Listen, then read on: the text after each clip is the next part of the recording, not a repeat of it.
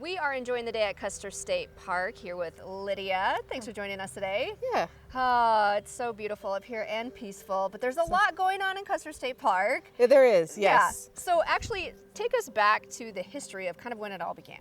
Yeah, so Custer State Park, it has a long history. There's a lot to it, a lot of politics went into it, but it was the idea of Peter Norbeck. He was the senator and governor of South Dakota, and he dreamed of protecting this area for generations and really was involved in tourism, helped with Mount Rushmore and such. And he got this land set aside through dealing with land swaps with the Forest Service in the early 1900s, and in 1912 got it set aside as a game sanctuary. At the time, wildlife here had gotten a hit from mining and logging, and so he used it to reintroduce deer, brought the buffalo back, elk, mountain goats were here. They lasted a couple days at the zoo that we used to have, but they can climb rocks, so they left, so now we have them in the Needles, and really kind of stocked it up, and then in 1919 officially got it set aside as the first state park in South Dakota. You know, in 1919 when we got it set aside, his first idea is like, we need to be able to bring people here. Really started working on the infrastructure. He helped lay out the roads, the Needles Highway and Iron Mountain Road, two of the windier roads, were his idea. He rode it by horse and mapped them out, and the engineer at the time said, if you give me enough dynamite, I'll make it happen. And so we have two very iconic roads that people can still drive, and then worked on getting the infrastructure. The game lodge was the first one to start drawing people and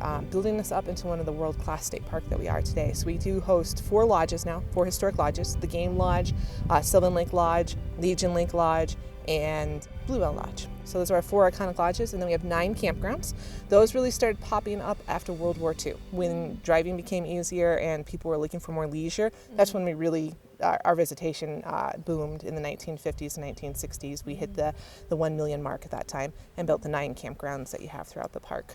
They are still exist today. They're all reservation, and it's a great way to come explore the Black Hills. Lakes, all of the lakes within Custer State Park are man-made. We have Legion Lake, Stockade Lake, Sylvan Lake. That one was actually not CCC. That was early 1890s by a gentleman by the name of Reeder, built that one, and then Center Lake. So we do have the park pass. We have the 7-day pass here for Custer State Park, and that's a lot for our guests and our visitors, but we also have the annual pass, and the annual pass is $38, and works from when you buy it to the open house weekend of the next year, but it's good to any state parks. So Custer State Park, obviously we are the largest state park here, but there's a lot of state parks throughout South Dakota and in the Black Hills. Bear Butte, Angostura, those ones are great ones to visit with that annual pass as well. So the Norbeck Center was actually the first museum built by the CCC. That during that time, as with most parks during the Great Depression, the Civilian Conservation Corps was a huge boom. It really built that infrastructure to handle the folks coming to the parks, and so they did a ton of work here, really rebuilt the roads and everything, started helping us with the infrastructure like our park office. But the park museum, the Peter Norbeck building, was meant to have visitors come answer those questions like any typical museum. It was officially changed to a visitor center in the 1970s. And then in 2016, we actually built the new visitor center because our visitation was so much, and the Norbeck, while an amazing building, it's one of my favorite buildings, couldn't handle the people coming in. So we switched over to there, and we were trying to figure out what to do with this beautiful old building, and somebody said, man, we should do something for the kids, because kids just don't always get out to experience outside as much, and sometimes it's scary, so we built that cross thing where they can go experience it in an environment and then go out and explore. So with that, we now have the Peter Norbeck Outdoor Education Center, the main visitor center, the Wildlife Station Visitor Center, the Bison Center, which just opened up 2 years ago, and that tells the story of the bison, and then 2 historic sites, Gordon Stockade Historic Site and Badger Clark Historic Site. So we have all this for visitors to come learn the stories of the park. Kind of our goal with our visitor centers is not to tell the whole story of the park, to tell the chapters of the park, encouraging people to go learn more and more, because we're constantly learning. With this big of a park, even me, I'm always learning something new and sharing something. And then talk us sort of about the presidents in Custer State Park, because there's kind of some history there. Yeah, so again, this is Norbeck's idea. Norbeck really is starting to push for tourism to come down to the Black Hills. He wants visitors to come here, and so during the 1920s was trying to get a dignitary to come out and put the hills on the map. So he worked with Calvin Coolidge on a couple bills and invited him to come out for the summer for a couple weeks and just explore the hills, and he knew he was a fisherman and said, hey, we have Great Lakes.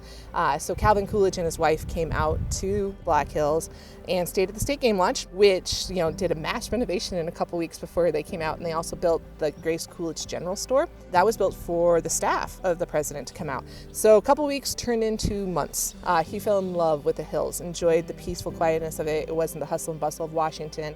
In that time, a lot of things changed in the park. That's when we did. Grace Coolidge Creek got named, Mount Coolidge got named, so you'll see Coolidge show up a lot. Then in the 1950s, Eisenhower was on a visit, and his was just a couple days, but he came through, also went fishing, and enjoyed what Black Hills had to offer.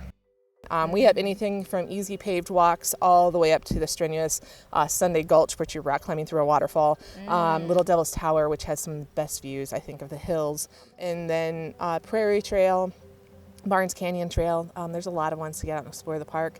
And they also have it on the Avenza map, which is really nice, so you can see where you are on the trail. You get to get out there, see wildlife, see the history, see the stories, and it's a great way to get out and experience the park. A lot of visitors want to hit the Wildlife Loop Road or Needles Highway, and Wildlife Loop Road is 18 miles, takes you down through the prairie. You're more than likely going to see the bison herd down there. The begging burros will make their appearance, of course, and then pronghorn, deer, all of them. So yeah, so one thing like we were talking about earlier that I love about the park is you always get to experience something new. I'm still discovering new things with my family and stuff. So even if you're a longtime local, you're a new local, you're a guest, come out and experience the park. There is something for everybody out here, and it's fun to come explore and discover and make the park your own personal haven and then enjoy it.